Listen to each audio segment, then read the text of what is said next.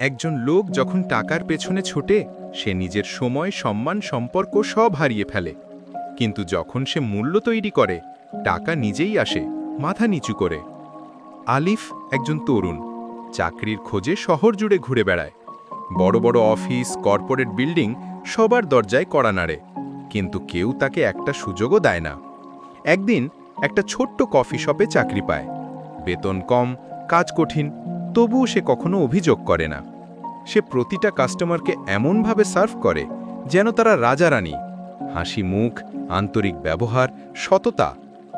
6 মাস পর একদিন এক ধনী ব্যবসায়ী এসে বলল, তুমি আমার হোটেলের ম্যানেজার হও।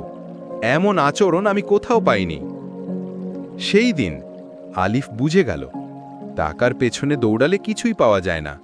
নিজেকে মূল্যবান করো, টাকা তখন তোমার পেছনে ছুটবে। টাকার পেছনে দৌড়িও না, নিজেকে এমন করে বড় যেন টাকা তোমার পেছনে দৌড়ায়।